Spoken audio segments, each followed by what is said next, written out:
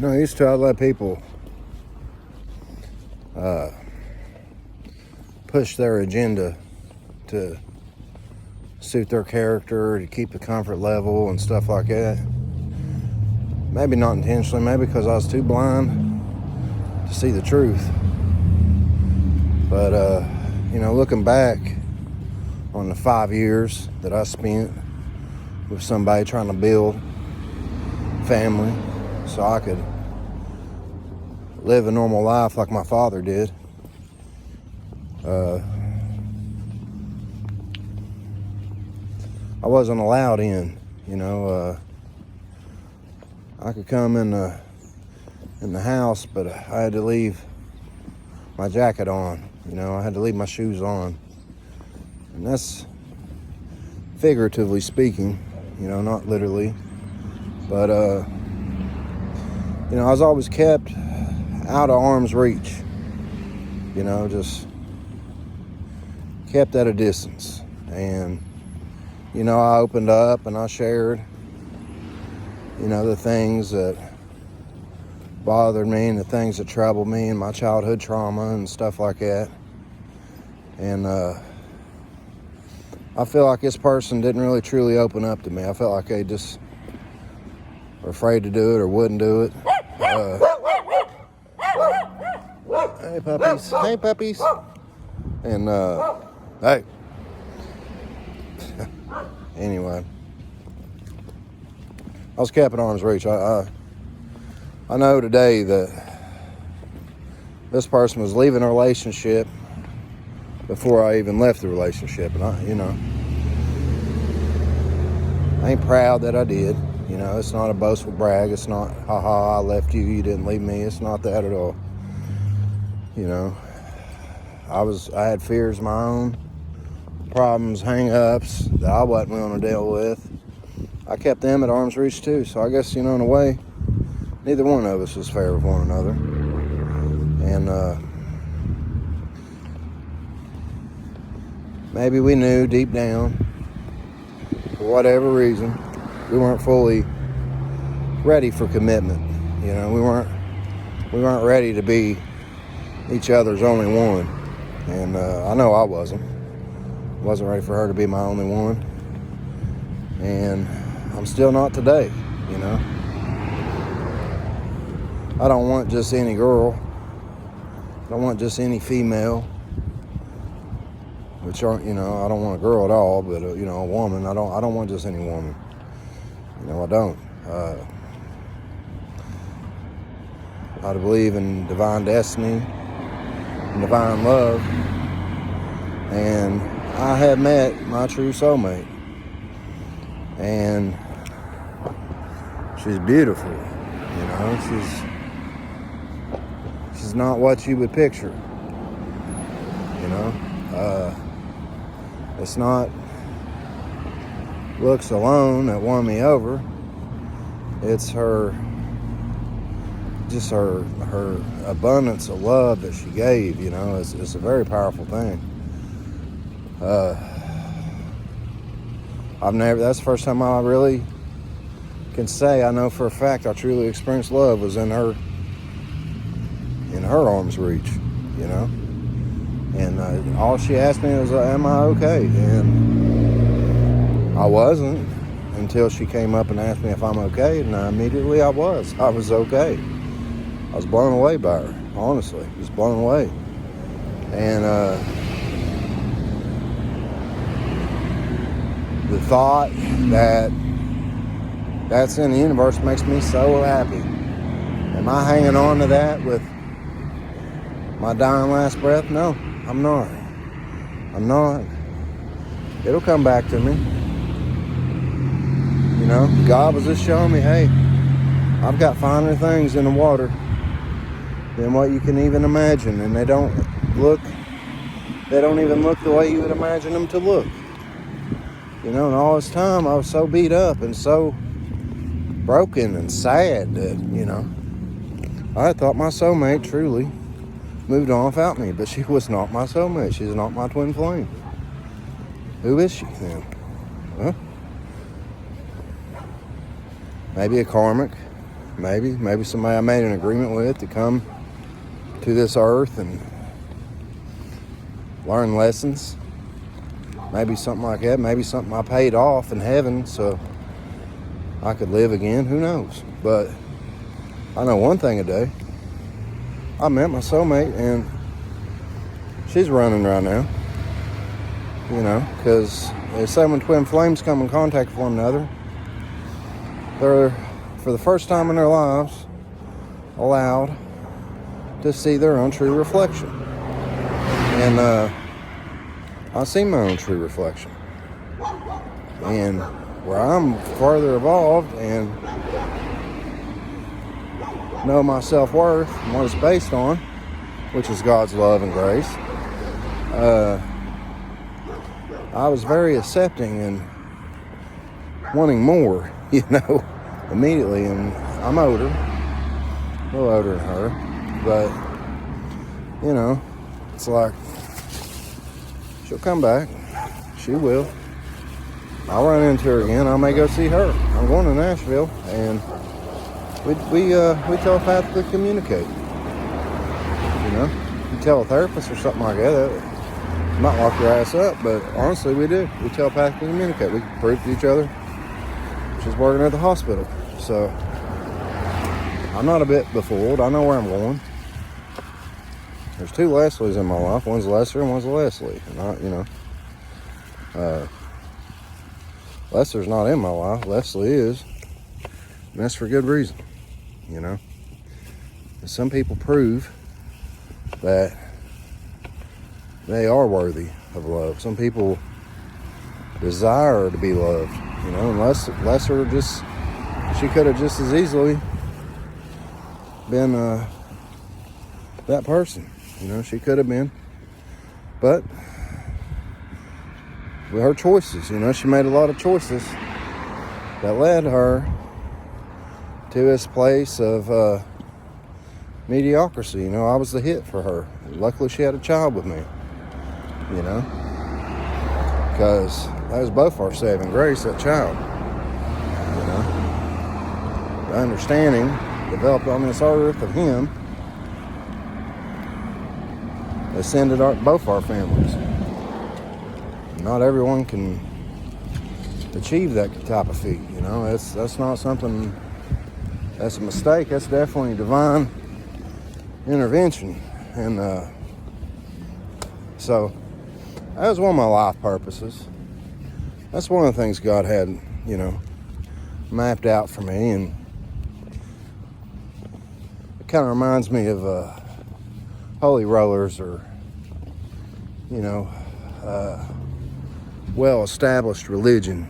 You know, when I think of religion, I don't think of Catholic. I don't think anything like that, but just really controlled and closed-minded, and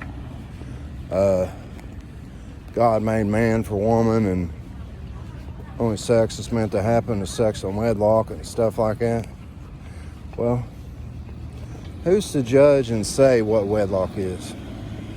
Man's got their idea of what wedlock is. You know, well, I'm a preacher, and I sat here and I said, do you take this lawful loved soul to be forever your wife, and through sickness and through health, and, you know, and you kissed her and you put a ring on and you said, I do. Okay, that's great. That is really great. God has his own truth opposed to God's supposedly known only ways, and they're not the same. I know God. I know God well, and the God I know, believe me, created this universe, and believe me, he's a lot more open-minded than you think he is. A lot more open-minded. Leslie, you're not married to the man you think you're married to. You're looking at your husband. You are, whether you like it or not. It's Greek. It's Greek. You're Greek. Guess what? I'm your Greek husband. And yeah. So you can keep living that lie. Keep chasing that fantasy. Oh, rightfully so married this man. Well, no, honey, God bound you to me at birth. Period. Just like he bound me to you at birth. Period. You're older than me, and just like my twin flame was bound to me at birth. Period. God's got his idea of marriage. Man's got theirs.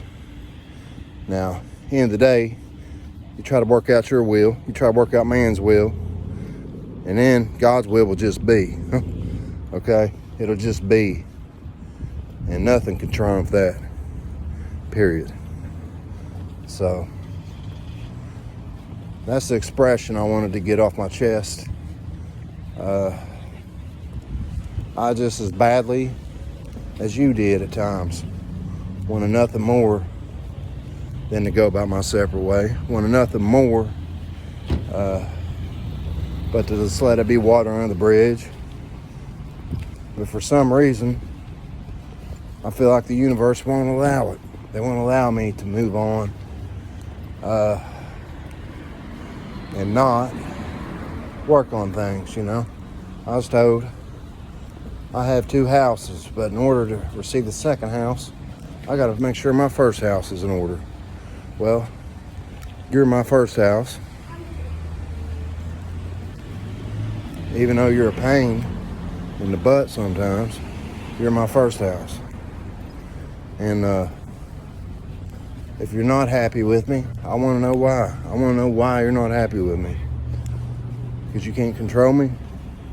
Because you can't say, Zach, don't do ... and I do ... Is that why? Because last I checked, love ain't supposed to be about controlling each other. It's about acceptance and unconditional love. That's what love is, you know.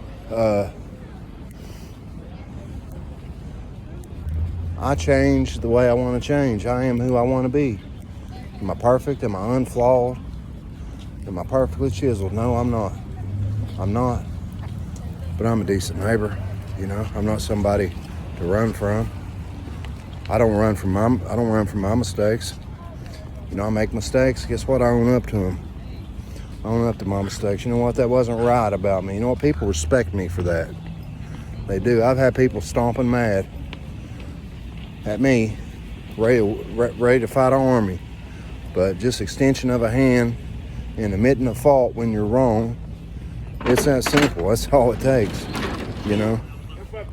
Show a little respect, and that's all it really takes, you know. A lot of times wars are resolved in history just simply by a kind gesture, just by admitting when somebody's wrong, just by settling the differences, extending a hand, and not just saying I'm sorry, but changing their actions, you know. And when a person knows deep down in themselves that something they signed up for, they cannot fulfill a commitment that they made, that they know they're going to fail keeping the commitment, speak on it.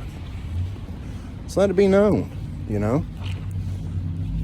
I'm a foxhound sometimes, you know. Sometimes I'm very hoarse.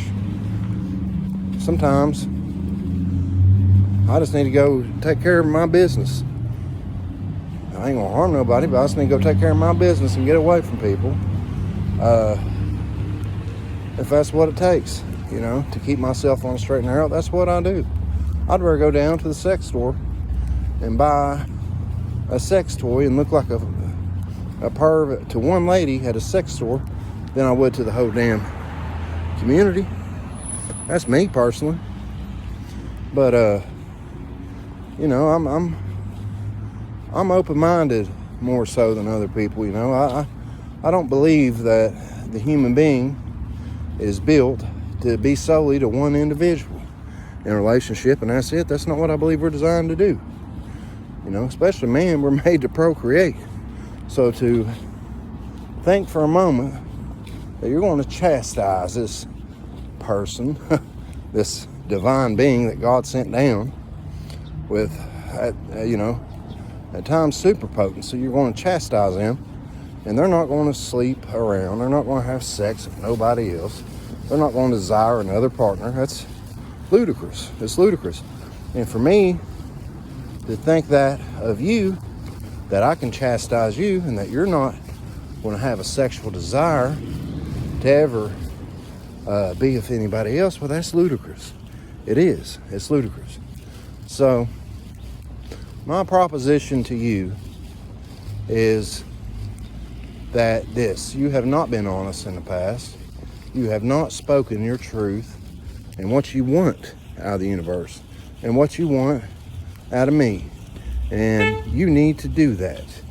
You need to speak your truth and let it be known. Get it off your chest, you know.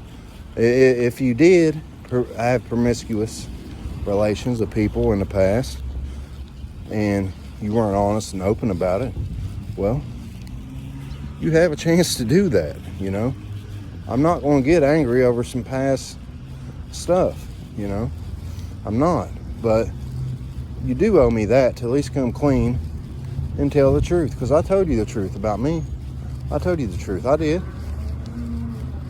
I had a affair, I guess. I wasn't married, but you know, we were engaged. I guess I didn't realize we were married, but we were. And I had an affair. So I had it coming back towards me. So again, I take my responsibility. I set the ball rolling. The ball picked up with momentum with you, and you done the things you done. I done the things I done. I'm not putting words in your mouth. I'll let you speak for you. But how about let's get each other's contact information? How about let's communicate some way, some form other than this way? Because this isn't the way that I want to communicate. It's not. But you can bet money I have a right to freedom of speech, and I haven't mentioned who you are. I'm not going to tell people who you are specifically. Nobody knows who I am except for the people in this town, and everybody knows anyway. So I'm not going to mention your name. I'm not going to mention your last name, period. I'm not going to out you like that, but you know who you are. You know what you are to me, and you know you're special to me. So I don't think it's too much to ask for you to come get a little bit honest. It's due.